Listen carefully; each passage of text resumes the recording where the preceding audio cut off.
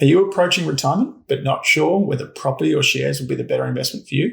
In this video, I'm going to show you the pros of investing in both property and shares to fund your retirement, and stick around to the end when I'll share the biggest concerns I have for both asset classes. Now, I think it's important to start this because I'm sure there'll be lots of comments. I'm not pitting property and shares against each other, and nor am I talking about the cons or the issues with each of these.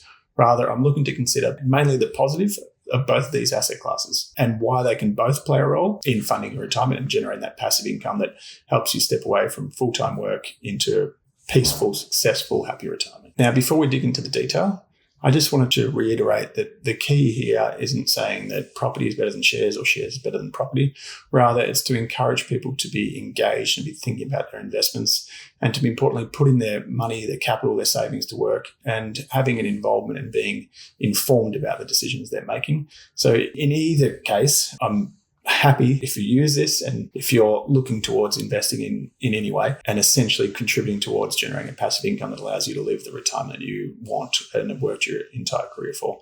Now, let's start with property. Obviously, one of the most popular and one of the biggest reasons people invest in property is for the income. Now, in my analysis, looking at some of the biggest data providers in property, you can generally expect an income about 3 to 5% before costs if you've got an investment property in capital cities.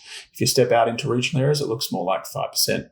And one of the unique things about property is even if the property market is tanking, and it has on various occasions, or if they're in the region that you're in, share prices are falling, you actually can still get paid the same level of rent because that's a contracted rental payment, even if the value of the property is falling. So that's probably one of the protection mechanisms that's in property. And naturally, the second biggest reason, or probably the biggest reason, but following income is the potential for capital growth. And there's a long-term story here, and that's this concept and this concern that there aren't enough properties being built to house the growing population in Australia. Scarcity continues to drive increases in the value of property, and while historically interest rates have played a significant part in that as well. Moving on to the third reason, and this is completely understandable, particularly compared to something like Australian or global shares, is that properties, bricks and mortar, they're tangible, they're real, you can touch them. And this makes people feel more comfortable owning them. And they've seen their own house in a lot of cases go up significantly in the last 10, 20 or 30 years and hence feel comfortable investing in something they can touch. One of the other benefits, and some people see this as a drawback, is that they're illiquid. If you own a property, you don't have to value it every day. You don't have to value it at all. It's basically you only value it when you want to sell it. So it actually doesn't matter what it's valued at or worth on any given day. And that's not something that needs to concern you as an investor at that particular point in time, as compared to shares, which trade daily and can appear more volatile. And I think the key with this is it allows you to take a long-term view. But that long-term view is also needed because the vast majority of residential property investments in Australia are leveraged, which means you're taking more risk and you're borrowing from someone else to fund your investment. The other benefits that we've seen around here is that some people choose to use their property as a holiday home in some instances. So if they own an investment property, they rent it out 50 weeks a year and then they use it for 2 weeks a year. And the other one is naturally negative gearing. Now, negative gearing is less relevant and less beneficial for someone in retirement and not paying a significant amount of tax, but that is a potential positive if you have a taxable income. Now, I want to switch over to shares. And so shares, what we're talking about here is your ownership of a portion of the profits and dividends of a company. So all of us, if we have superannuation shareholders in some way, we own shares in BHP, the mining company, we could own shares in the Commonwealth Bank. That entitles us to the dividends announced by that company, but also the increasing of that company that comes with them making profits by evolving, changing and growing. Now, one of the biggest benefits of shares is they allow for diversification. Rather than investing in a single property, shares allow you to diversify your income significantly. You can diversify it across sectors. So rather than being exposed to one residential property in one suburb, you could be generating income from the mining sector, the banking sector, the retail sector, the industrials, the technology sector. Similarly, you can diversify your income across continents and countries. So you can have investments in the US and Europe and all from your own home and your own computer.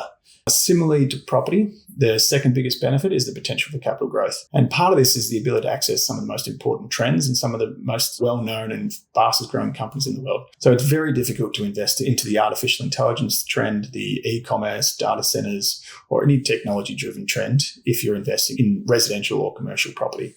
So that's one of the big benefits. And the key with this potential for capital growth is that as opposed to property, which tends to be a depreciating asset, meaning that you need to maintain and invest more money into a property to keep it up. Shares are actually appreciating assets. That is, businesses are always evolving. They're coming up with new ideas.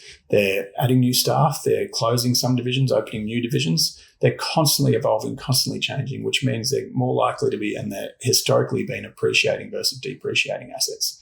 As an Australian retiree, and this is probably the biggest one, is the benefit of franking credits. So historically, dividends have paid higher income than capital city and on average rental payments, particularly after you consider the costs of income.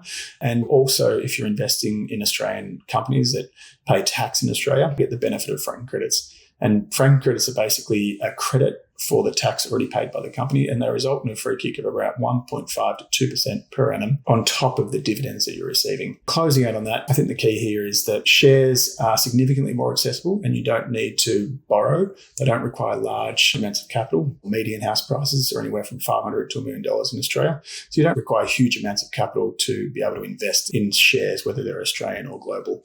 And similarly, shares are liquid.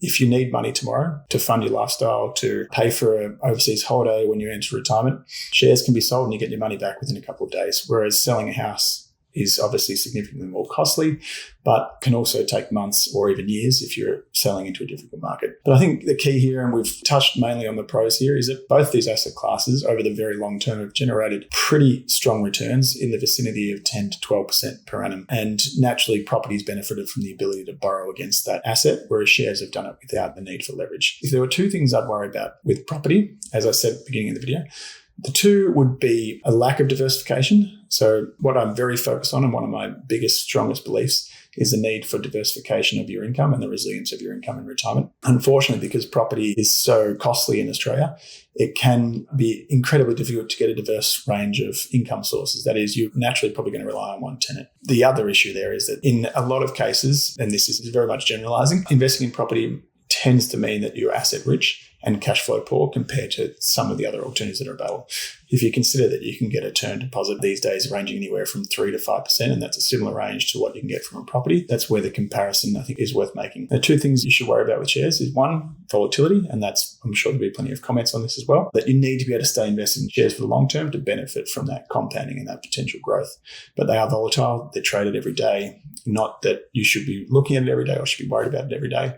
And similarly, if you're investing in shares in the same way as property, you need to be diversified and you need to have a strategy. So thanks for listening to this video. Again, please hit subscribe. Please reach out with any questions. I love comments. I love feedback. And if you've got any questions or looking for advice to help fund your retirement, please reach out to me or anyone of the team at Waddle.